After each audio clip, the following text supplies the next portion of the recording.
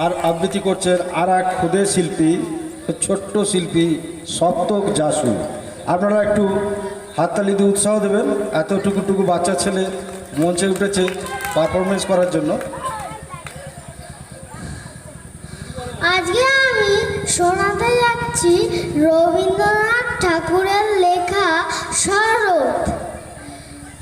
এসেছে শরৎ, হিমের পরশ লেগেছে হাওয়ার পরে, সকাল বেলায় ঘাসের আগায় শিশিরের রেখা ধরে, আমলকি বন কাঁপে যেন তার বুক করে দুরু দুরু, পেয়েছে খবর পাতা খসানোর সময় হয়েছে শুরু, শিউলির ডালে কুড়ি ভরে এলো টগর ফুটিল মেলা, মালতী লতায় খোঁজ নিয়ে যায় মৌমাছি দুই বেলা, গগনে গগনে বর্ষণ শেষে মেঘেরা পেয়েছে ছাড়া, বাতাসে বাতাসে ফেরে ভেসে ভেসে নাই কোনো কাজে তারা, দিঘি ভরা জল করে ঢল ঢল, নানা ফুল ধারে ধারে, কচি ধান গাছে ক্ষেত ভরে আছে, হাওয়া দোলা দেয় তারে, যেদিকে তাকাই সোনার আলোয় দেখি যে ছুটির ছবি,